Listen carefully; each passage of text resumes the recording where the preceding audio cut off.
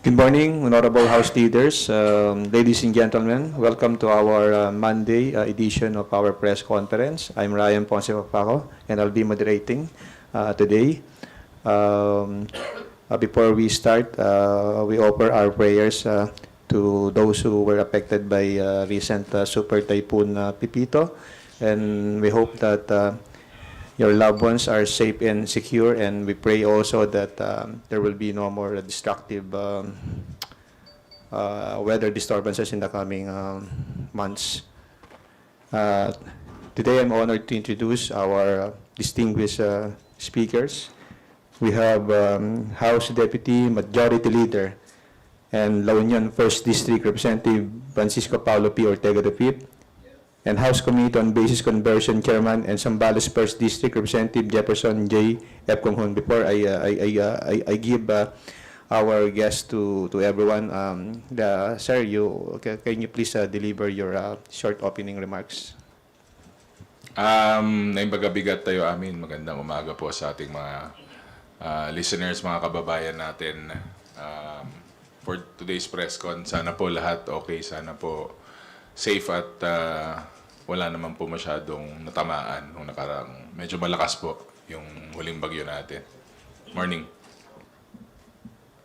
Good morning po sa inyo lahat. Thank you. Let's start with Mela Lismoras from PTV4. Hi, good morning po mga kong. Unahin ko lang po, kumustahin ko po sana yung naging epekto ng bagyong Pepito sa inyong mga distrito.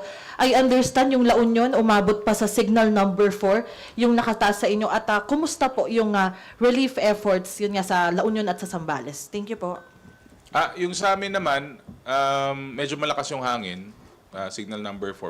Medyo marami lang nag-early evacuation naman kami, tapos naka-preposition naman ng mga relief packs, of course, from our partners sa DSWD, saka yung mga personal din po na binigay natin na tulong.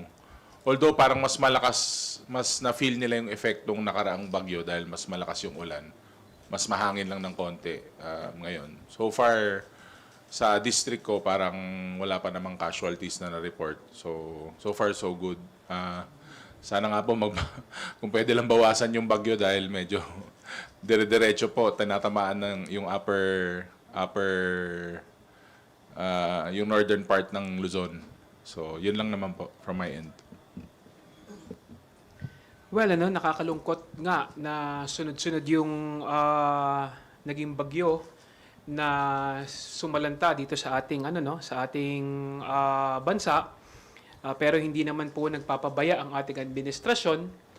Talagang ginagawa ng ating presidente sa tulong ng ating House Speaker ang lahat ng kanilang magagawa para tulungan yung mga nasalanta, lalong-lalo na sa Camarines Norte, Camarines Sur, Albay, ngayon sa Catanduanes.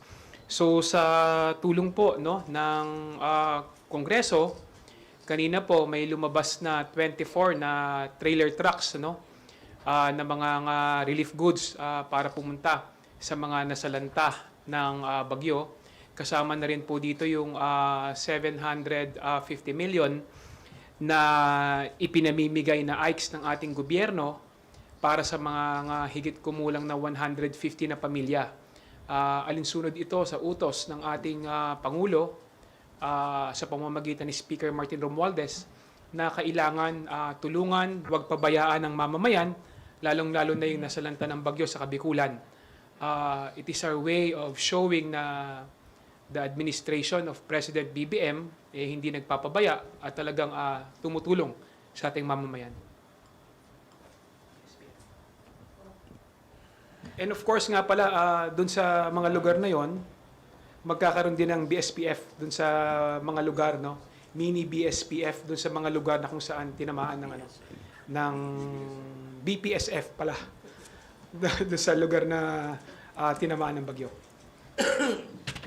Okay, and about naman po sa mga hearing dito, kumustahin ko lang po sana kung matutuloy yung hearing ng good government and public accountability. At ano pong masasabi nyo na sinabi ni Vice President Sara Duterte sa isang interview na hindi siya dadalo rito kahit na nag-serve din personally nung Quadcom, nag-serve din ng committee secretary sa kanya ng invitation sana. Ano pong masasabi nyo?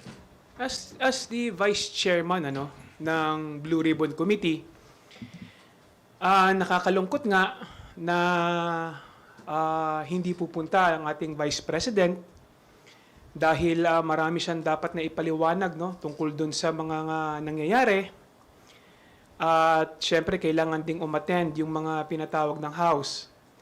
Sa totoo lang, gusto na rin naming matapos yung investigasyon ng Blue Ribbon sa committee na ito para makapag-file na rin kami ng committee report. At sa katunayan, dahil sa gusto nga nating matapos na yung hearing sa committee na ito, kami sa Blue Ribbon Committee at saka sa Quadcom, aming binibigyan na importansya na kailangan dumating yung mga ipinatawag natin. Lalong-lalo na pati yung mga pumirma ng mga acknowledgement receipt.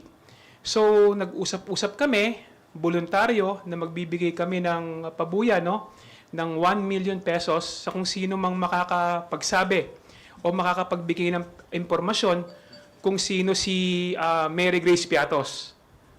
So, kami sa committee ng Blue Ribbon at saka sa Quad Committee, nagboluntaryo kami na mag-produce ng 1 million kung sino man ang makapagbibigay ng impormasyon patungkol kay Mary Grace Piatos at least para maka-attend siya sa hearing. Sundan ko lang naman, napakadami na pong imbitasyon lalo sa mga sumusunod naman po sa ating hearings. We've been lenient enough na bigay na pong imbitasyon, meron na pong mga orders for the resource person. So, nag-aantay pa rin po tayo.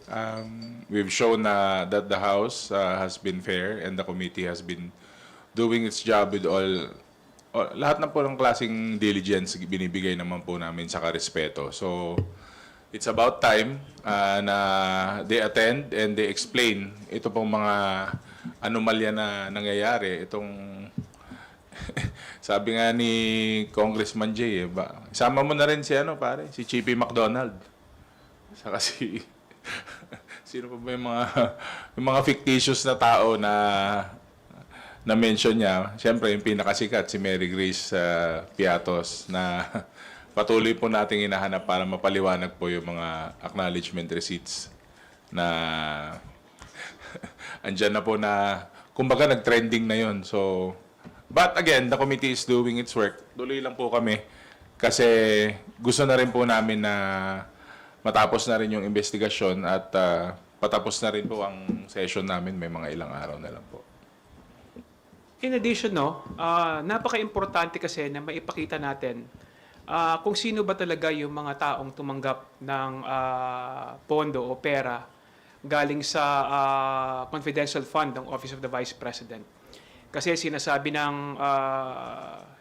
ni VP Sara na peke daw yung mga acknowledgement receipt na ipinakita sa hearing. Itong mga acknowledgement receipt na ito, galing po ito ng Commission on Audit, At sinabi nga ng Commission on Audit na ito yung mga ipinasa na acknowledgement receipt ng Office of the Vice President. So paano mo sasabihin na ito ay mga peke? Ang pondo nagastos ng 11 days, mas mas mabilis pa. Sabi nga natin, kung si Napoles, 60 days niya naubos yung pondo, ito, 11 days lang, So, kinakailangan talaga natin, yan yung kahalagahan na malaman natin kung ano yung katotohanan at napaka-importante na yung mga tao mismo na tumanggap ng pondo, pumirma sa acknowledgement receipt, makausap din at makausap at umattend ng hearing. At isa na nga dito, si Mary Grace Piatos. Kaya nga nag-usap-usap kami ng mga miyembro ng Quad at saka ng Blue Ribbon para mag-come up no ng 1 million para ibigay no kung sino man ang may alam no ng kinaroroonan ni Mary Grace Piatos. Opo. Kung quick follow-up lang po about dun sa good government hearing, may balita rin po ba kay OVP Chief of Staff Yusek Zuleika Lopez? Kasi sa letter niya ang kanyang balik November 14. Are we hoping na sa next hearing natin ay makakadalo na siya? Do we have a new invitation na sent to Yusek Lopez office? Yung reply letter naman niya nandun na she indicated na she will be back sa yung oras na na-mention mo, sa 14. Pero kailangan niya pong i-honor yon kasi napakahalaga niya po sa mga hearings na to, no? Kasi siya po ang nagre-release eh. Mas marami po siyang masasagot na importanteng mga katanungan and hopefully she would shed light dito sa mga anomalya na nahanap po ng Good Government Committee. Salamat. Ang balita ng committee is dumating na siya. Actually, November 14, ang balita ng ating committee, dumating na siya. So, ini-expect natin sa Wednesday, attend siya. Dahil nga nakatanggap na siya ng subpoena, no? So, ini-expect natin na susunod siya sa invitasyon ng komite at magpapakita na at least para magbigay linaw patungkol dun sa paggastos ng Office of the Vice President ng kanyang confidential fund. Thank you. Next question from Kat Porbes from Radyo Pilipinas. Sirs, good morning po. Meron pong recent na statement si Senator Win Gatchalian regarding po doon sa panukalang po doon ng Office of the Vice President. Although inapprove sa plenary yung budget na, inadopt ng plenary yung budget na binigay po ng House of Representatives na yung version. Plano daw po nila na dagdagan daw po yun dahil marami daw pong humihingi ng tulong sa Vice President and yung dagdag na pondo na yun is gagamitin po pantulong naman daw. So ano po yung reaction ninyo doon? Hindi ko alam, parang paiba-iba yung statement kasi before they told the House na bahala na po ang House of Representatives saka Senate dun sa kumbaga dun sa hatol dun sa budget nila. Pero ngayon parang nag-iiba yung statement and yung sa tulong naman po, nakaset up naman po yung regional agencies natin eh. So may iwasan pa nga na may duplication pero paiba-iba nga ng statement eh, parang siguro sinusubukan nilang ibudol-budol yung mga iba diyan para ma-confuse, para ewan ko kung gusto nila na maawa sa kanila o genuine na humihingi ba sila ng tulong. Ang hirap na rin kasing paniwalaan dahil yun nga, parang budol-budol statements na naman eh. So ayoko naman pong pangunahan ang ating mga kasama sa Senado pero alam naman po nila maghimay ng budget, parang dito po sa Congress. Nakita po natin na hindi maipaliwanag po itong mga programa na nilatag nila dito sa House of Representatives. Anong nakita namin na hindi maipaliwanag? Wala naman pong gusto magpaliwanag. Wala naman pong kaukulan na sabi nga nila, ika nga, resibo. Wala pong resibo na makita. Ano naman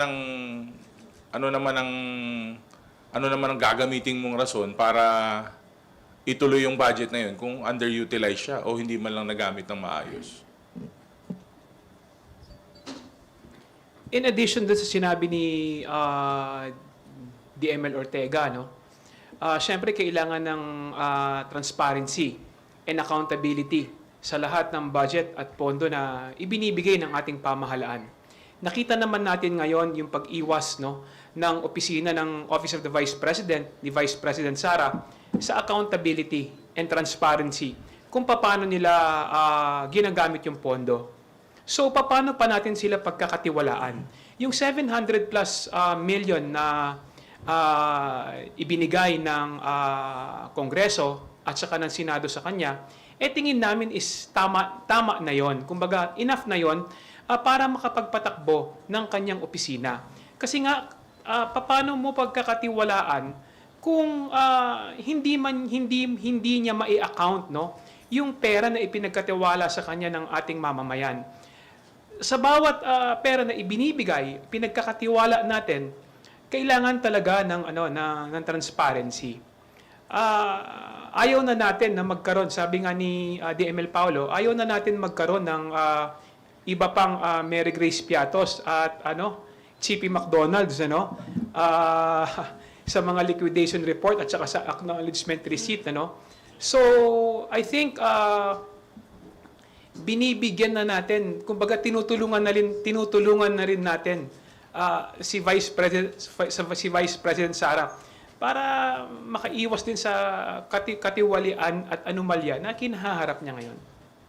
So, sir, would you agree po na parang merong disconnect doon sa side ng Senate na gusto nilang ibalik yung pondo ni VP Sara para makatulong siya, pero meron ding papanukala na bawasan yung AKAP na nakita naman natin na marami po yung natulungan? Ang problema kasi meron duplication ng responsibility. Na andyan naman na yung ating mga Department of Social Welfare, ang ating DSWD, naandyan na yung ating DOLE, na talaga namang may mandato na tumulong sa ating mamamayan. Ang nakita naman natin sa konstitusyon, ang opisina ng Vice President is may mga may mga responsibilidad na nakalagay diyan, At wala naman diyan, hindi naman responsibilidad ng opisina ng Vice President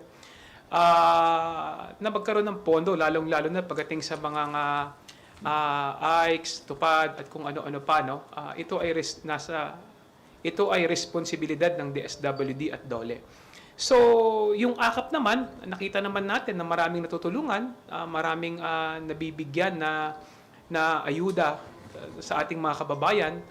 Sana wag itong bawasan, bagkus ay dapat idagdagan pa para at least mas marami tayong matulungan sa ating mamamayan.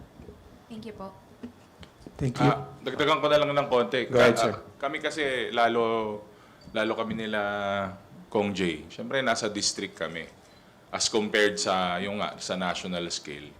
We are national officials o personalities, but we are on the ground. Nasa distrito po kami. At matagal na po to, kunsehal pa ako. Siyempre, bakit po yung mga ating naibibigay na sa beneficiaries, puro yung mga poorest of the poor, hindi naman po sa pagsasantabi sa kanila. Pero marami po tayong trabahador sa ka-workers na talagang sakto lang yung kinikita nila. And the lower middle class, talagang na-address po ng AKAP yung concern nila. Sabi ko nga po pag nasa ground ako, di ba pag binibigyan ka ng AKAP, parang comforting, parang nabibigyan ka ng temporary na relief. Hence, yung acronym na yun po talaga ang nagagawa para sa ating mga low-income earners. Iba po yung nandun ka lang po kasi sa taas, iba yung nandun ka nasa ground na nakikita mo yung actual, lalo po sa mga select na sektor na yan, mga grab drivers, mga dicer, yung mga delivery boys, delivery men and women, nararamdaman po nila yan kasi minsan po yung AKAP na yun, bayad na po yung bayad nila sa renta, bayad na po yung bills nila, may pang-grocery na sila. So malaking tulong po yung AKAP na yan. At actually para sa akin, isa yan sa pinakamagandang programa na nagawa ng administrasyon na to. At disservice po yan kung tingin nila dapat nilang i-cut yung programa na yan o bawasan o alisin man lang. It's a disservice to the working class. It's a disservice to the low-income earners. Thank you. Let's call on Bibian Gulia from ABS-CBN2. Good morning po, Kongs. May I get your comment on the statement ni Representative Pantaleon Alvarez dito sa Quadcom hearing na inattendan ni dating Pangulong Duterte? Sabi po niya, walang mahalagang bagong impormasyon, big political dud, dapat daw po i-file na lang ang kaso kung may kaso pero walang basis na lumabas for a case doon daw po sa nakaraang hearing. Wala din po siya doon sa mga nakarang hearings. So, wala na rin po akong may comment kasi lagi naman po siyang wala doon. Well, opinion ni Congressman Alvarez yun, and kailangan nating irespeto din yung kanyang opinion. Pero nakita naman natin, no, yung mga lumabas sa hearing, mga sinabi ni former President Duterte, at least nabigyan ng pagkakataon yung mga nagrereklamo, yung may mga issue sa kanya, na harapin ang dating Pangulo ng diretso, no? Napaka-importante nito para at least mabuksan yung mga issue na kinaharap ng ating former president. Lalong-lalo na yung issue sa extrajudicial killing, doon sa issue sa korupsyon at sa kung ano-ano pa. No? So napaka-importante na nabuksan ulit yung mga issue, lalong-lalo na patungkol doon sa kung ano yung mga kinaharap na issue ng dating Pangulo. So you think po, base sa hearing, may solid evidence po against the former president to file a case against him? And ano pong mga kaso ito? Hindi pa naman po tapos yung mga hearing. So, talagang kailangan po nating puliduhin, no? Alam naman po natin hindi naman we're taking steps, pero we have to understand that all of this is in aid of legislation. So, kung meron mang kasong mahanap or kung may kaso man na dapat ipataw, as of now, the committee is taking it lightly. In the terms of yung kasi binabato nila yung word na impeachable, binabato nila yung mga kaso. Pero we're taking it lightly right now sa committee kasi nga po, hindi pa naman po tapos yung aming kinokondak na hearing. So, mas maganda po, mabuo po namin. Kaya nga po, inaantay namin yung mga importanteng resource person na will shed light to these hearings. Pero, yun nga, patuloy po na umiiwas, patuloy din po. Baka maubusan na po sila ng ipapalusot. So, kailangan siguro mas creative na yung mga susunod nila na palusot siguro. Well, meron po tayong meron po tayong tamang departamento na nakakaalam at haharap patungkol sa responsibilidad ng dating Pangulo. Naandyan po ang ating Department of Justice at sinabi na nga po ng nila Secretary Rimulya na tinitignan nila kung ano yung mga kaso na pwedeng kaharapin ng ating dating Pangulo, kung ano yung kanyang responsibilidad, lalong-lalo na sa kanyang mga sinabi at saka sa kanyang mga revelasyon patungkol sa nangyari dun sa kanyang administrasyon. So, sa mga kaso naman, hayaan natin na ang Department of Justice na gawin yung kanilang trabaho patungkol dito. Huli na lang po, your thoughts on the view po din ni Representative Alvarez. Ang sabi niya, Duterte should return to Malacanang in 2028. Ang sabi lang daw kasi sa 1987 Constitution, yung incumbent president lang yung hindi pwedeng ma-re-elect. Pero hindi yan dapat mag-apply sa dating Pangulo na hindi incumbent. Pwede na siyang tumakbo ulit.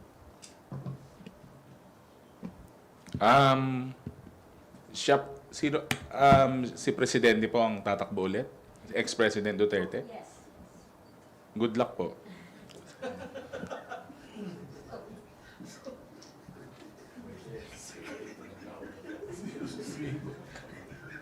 Kong Jay.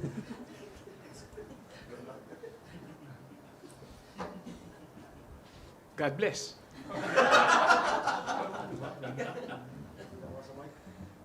Thank you, Cos. Thank you, Vivian. Next to ask question is Marian Enriquez from Channel 5.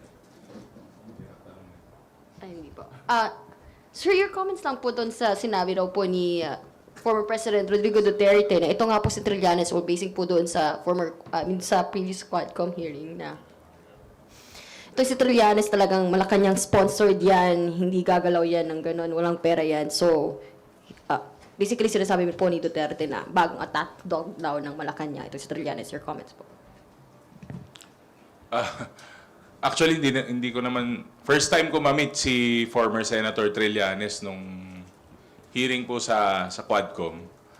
And consistent naman po yata yung reputation niya na he has been a fiscalizer ever since. So, I really don't know him that well. Pero syempre, alam naman natin na ika nga may rivalry sila nung dating Pangulo. So, wala. Siguro ito, anong part na ba to? Part 3 na siguro nung rivalry nila. Kasi nga, he's been deep with his own investigation since the Senate pa. But I doubt if he's an attack dog or what, or an attack dog of Malacanang. Nakita ko nga rin po yung interview with our executive secretary, parang hindi na lang po niya pinatulan. But ganyan, that's the way he works. So I think he's doing it on his own. Nagbigay na po ng statement, no, ang ating executive secretary, at sinabi nga po niya na ito ay isang kahibangan, ano, yung kanyang statement na yon, no. Dahil sinabi nga ng ating executive secretary na hallucination yon, no. At alam naman natin yung issue ni former Senator Trillanes is 2016 pa. Bago pa naging presidente si former President Duterte, sinasabi na ni Senator Trillanes, no. So itinutuloy lang niya yung kanyang mga issue, no, sa dating pangulo, dahil hindi naman ito nasagot din ng dating pangulo ng mga nakaraang taon, lalong-lalo na naging presidente siya. So I think valid lang na kailangan din niyang sagutin, no, yung mga issue sa kanya. Lalong-lalo na yung mga ipinaparatang sinasabi ni Senator Trillanes sa kanya.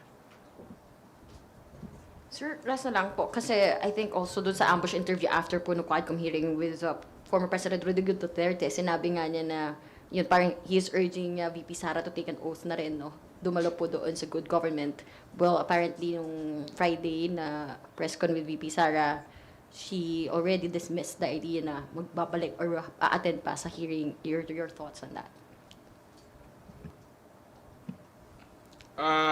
Actually, hindi ko napanood yung interview na yun. Pero, hindi naman na ako pwedeng mag-rely sa statements ng Pangulo pagdating dun sa hearing sa good government. Kasi, ang accountable naman dun is yung Office of the Vice President and yung si VP. So, aantayin natin kung ano sagot niya kasi I'm sure she will answer on her own time sa pinaka-komportableng time na meron siya, pero I think the president cannot answer for her. The former president will not answer and cannot answer for her. Well, kung pinayuhan ni former president yung kanyang anak na si Vice President Sara na umattend sa hearing ng Blue Ribbon, I think magandang idea yon. Dahil gusto lang naman natin is yung malaman kung ano yung katotohanan para meron tayong accountability and transparency sa mga issues, no? At katulad nga na sinasabi nga ni Vice President na nung umattend daw siya ng Blue Ribbon, hindi naman daw siya tinanong, wala naman daw siyang ginawa kundi umupo. Paano namin siya tatanungin kung hindi naman siya mag-take ng oath, no? Napaka-importante na mag-take oath ang isang tao para meron siyang legal responsibility sa kanyang mga sinasabi.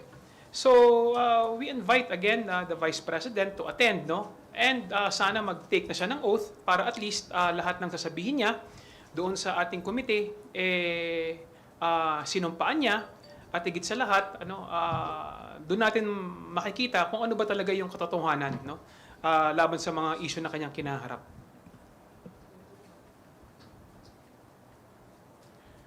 Are you done with your questions, Marian? Thank you. Lenes Capanti from GMA Online. Please proceed with your questions.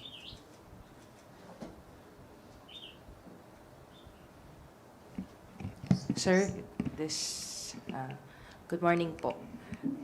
Yung question ko po, Vice President Sara Duterte said with the budget cut for the OVP, 200 OVP contract of service employees will lose jobs.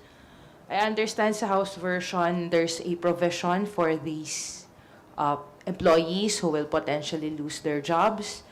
How do you appeal to the Senate also do you appeal to the Senate to adopt that? Kasi meron, given the Vice President's statement, sir. Yun muna.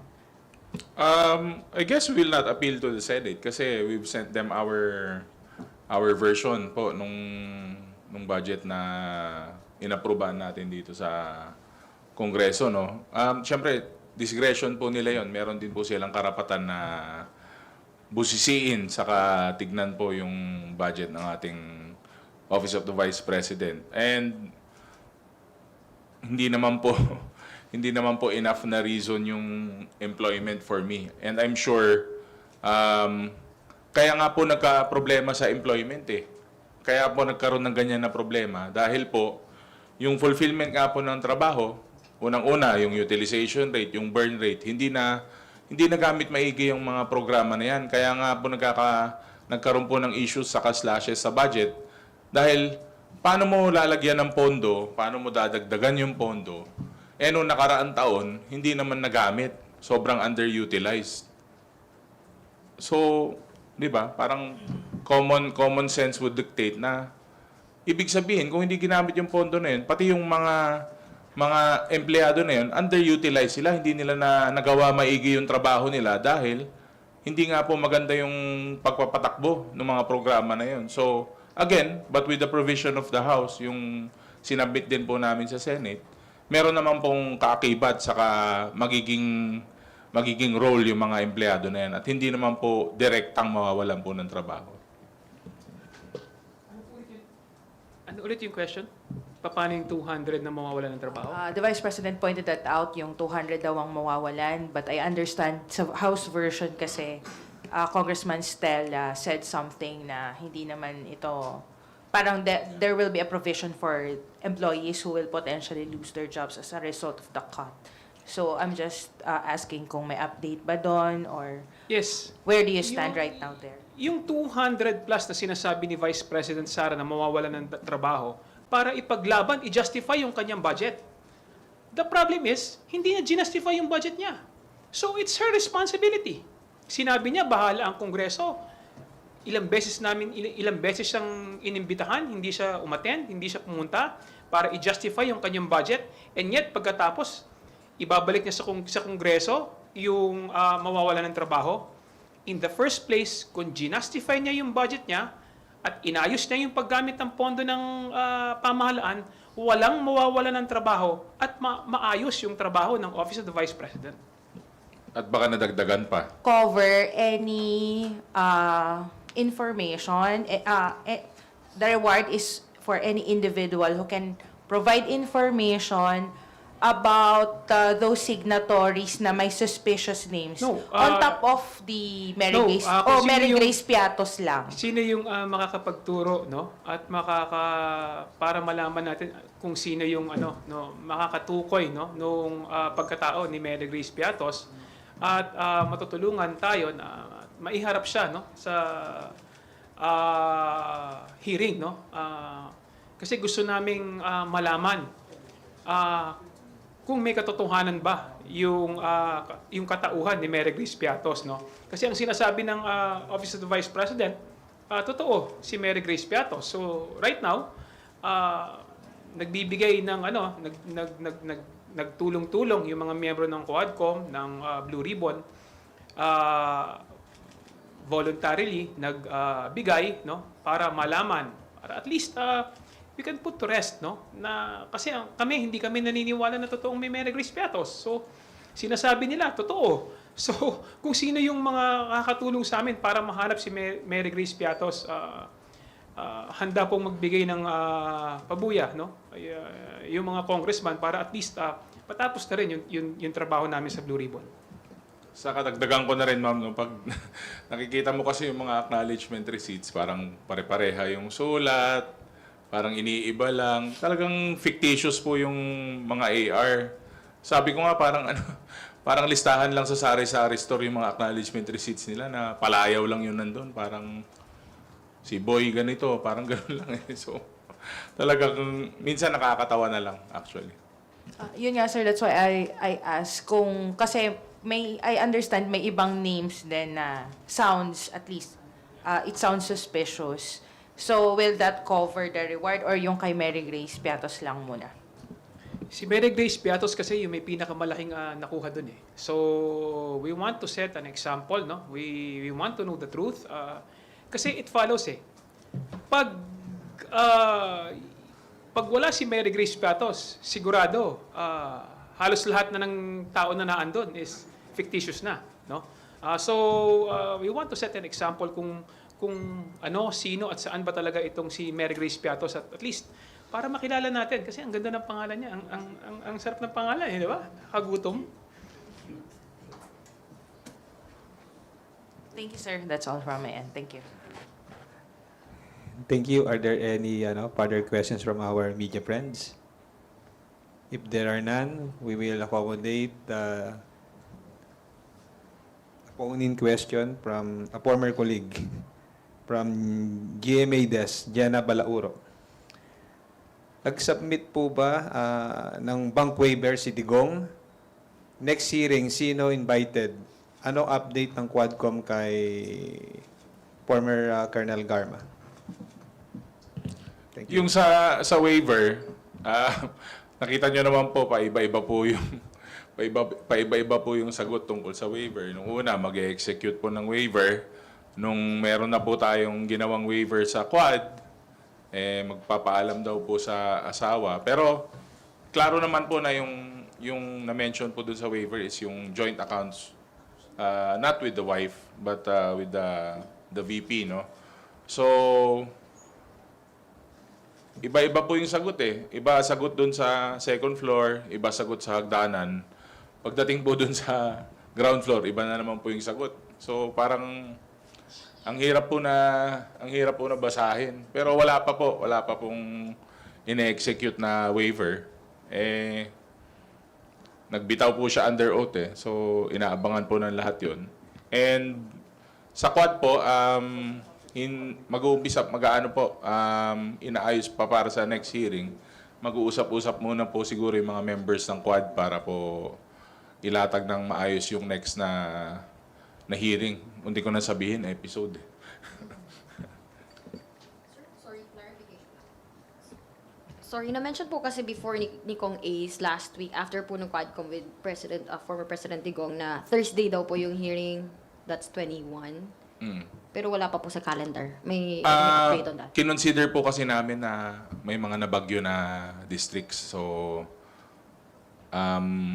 lalo dyan po sa South Luzon. So, pagbigyan din po natin ng konti yung mga kasama natin na congressman. Lalo yung mga hard-hit na areas.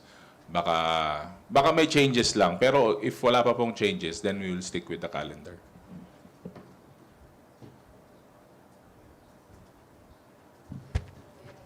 Rosalicas from UNTV. Clarify ko lang po yung sa reward kasi nabanggit niyo po na nag-ambag-ambag Quadcom tsaka Blue Ribbon. Ba't kasama po yung Quadcom? Kasi halos lahat naman ng members din ng Quadcom, member din naman ng Blue Ribbon yan eh. Nakikita nyo naman na almost same, no? So, yun nga, dahil kami rin din yung magkakasama doon, so mas maganda kami na rin yung nag-usap-usap para at least malaman na natin yung katotohanan. Kasi napaka-importante na ma-resolve natin at makita natin kung ano yung totoo regarding sa kung ano nangyari sa confidential fund ng Office of the Vice President at saka ng Department of Education para at least hindi na ito maulit at makapagpasa tayo ng batas para ma-safeguard natin yung pang-aabuso nangyari sa confidential fund.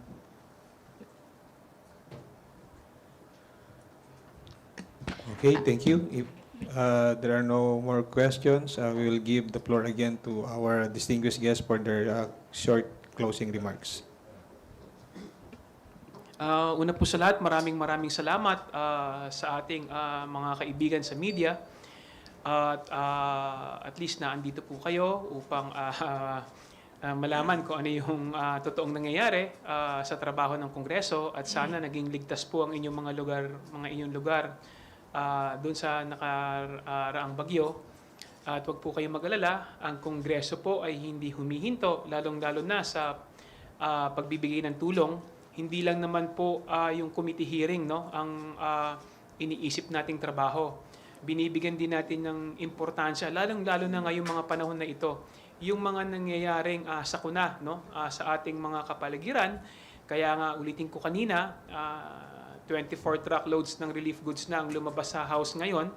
Nagpapasalamat tayo sa office ni Speaker Martin Romualdez, sa ating mga kasamahan sa ating party list, Alona party list, at I think sa Philreca, no, na nagtulong-tulong at least, no, para makapagbigay tayo ng ayuda sa ating mamamayan. At yung mga financial assistance, no, na ibinibigay ng ating pamahalaan sa tulong siyempre sa pangunguna ng ating presidente Ferdinand Bongbong Marcos, Speaker Martin Romualdez, no. So hindi tayo nagpapabaya at patuloy na tutulong at magbibigay ng suporta, lalong-lalo na sa ating mamamayan. So itong mga hearing na ito ay parte lang ng ating trabaho, pero hindi natin napapabayaan yung pagtulong, no, sa ating mga mamamayan. Maraming salamat po sa inyo. Salamat. Thank you. With that, we are now ending our press conference. Thank you, Chairman Kong Hoon, and congratulations, Deputy Majority Leader Ortega, for joining us today. To everyone, maraming salamat po. Magandang umaga po ulit.